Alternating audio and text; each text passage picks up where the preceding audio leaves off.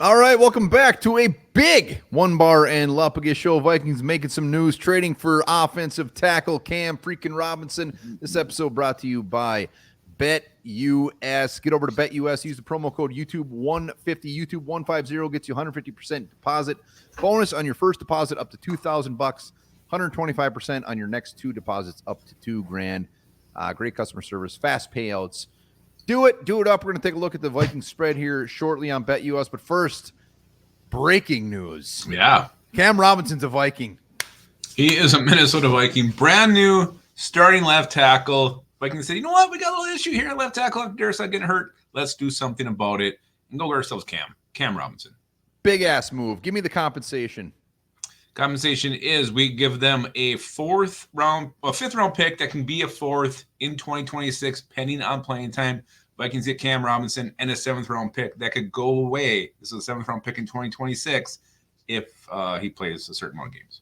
Yeah, so all this compensation-wise, it's all 2026. We know the Vikings draft capital in 2025 is pretty depleted, so this is moved to 2026. So if everything goes the Jaguars' way and the Vikings' way, meaning Cam Robinson's going to play a ton, we give up a fourth rounder in 2026. So we're going to talk this thing whole through, but let us know your grade in the comments for this move. So just your initial reaction. What are you thinking? How you like it? Hate it? Love it?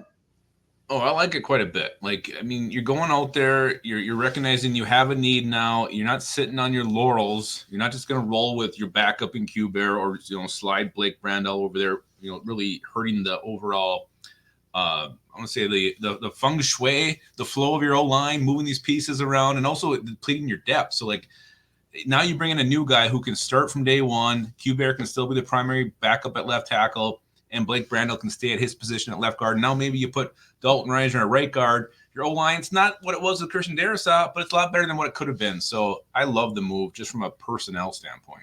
Yeah, you just talked yourself into it. You started off by liking it, and you ended by loving it. Yeah. And I love everything about it. Like I love that the Vikings are just like, screw it. We're not laying down. We're all in. We are still all in. Losing Darrisaw is such a huge blow, and to go to like a Q-Bear or moving the offensive line around is just it's recipe for disaster. And they're getting Robinson, who we haven't even really talked about yet. I mean, 29 years old on the last year of his contract, 330, big beefy dude that has done very, very well for the Jaguars. Some saying this season he's been damn near elite. And his pass blocking, fantastic, which Sam Darnold absolutely needs. We need that. Run blocking is fine. He's coming off of a concussion. Last year he had that knee injury, but as long as he's healthy, he's a what would you say? I would say a very good left tackle. Not elite, not just good, very good. Definitely above average, definitely above good. And you mentioned it, you alluded to it, but the message this sends to the team, yeah, we lost 2 games in a row, but we won our first 5. We believe in this team. We believe we can make a run in 2024. Let's make sure that happens by getting that left tackle position shored up for the rest of the year. Also, just, it's a morale boost. Just everybody was down after losing Christian Darrisaw. Blake Brandel was kind of mopey in his interview. Garrett Bradbury was clearly sad. He was clearly sad. Everybody's sad. Crying still.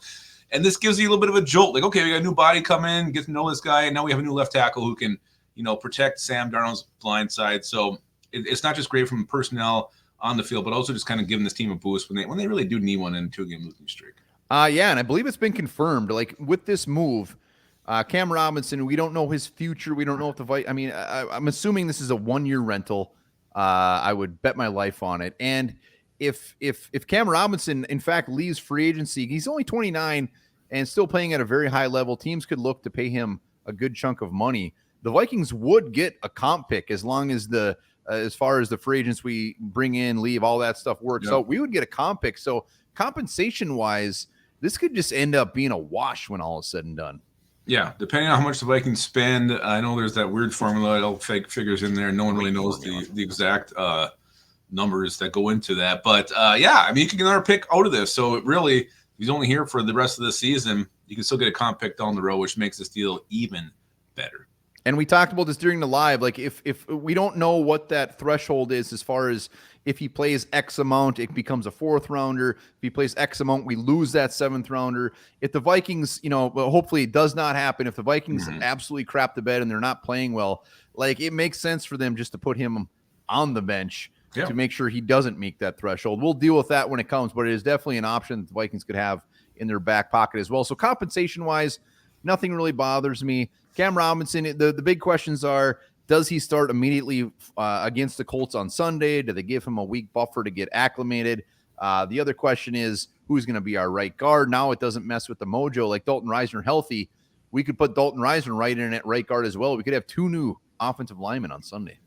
2 new offensive linemen, but that also means 3 are staying in their original spots, which is a definite bonus, keeping the familiarity there. So I like that, and I don't know why not start him Sunday. Like, I mean, really, he's very familiar with the Colts.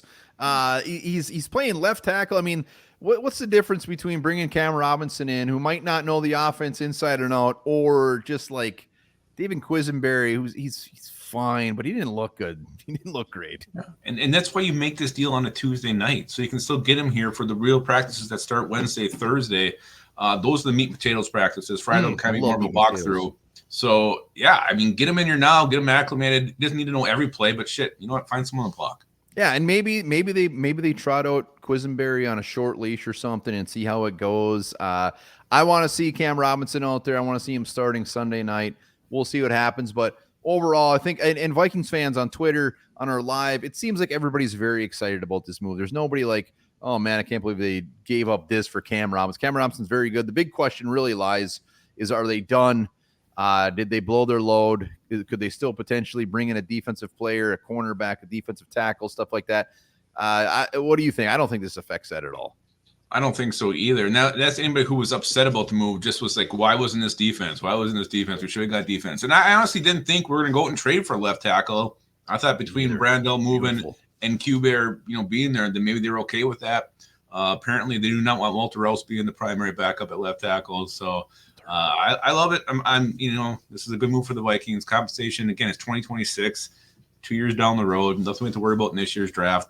And you're getting a guy who can help you make a push to the playoffs, which the Vikings should still be able to do with the schedule coming up, and then get even halfway back to how they looked the first 5 games. Well, and you can't say, why didn't they go get defense? Like, without a left tackle, we weren't going anywhere anyways. Like, I didn't see this move coming. You didn't see this move coming, but they're making the right move first.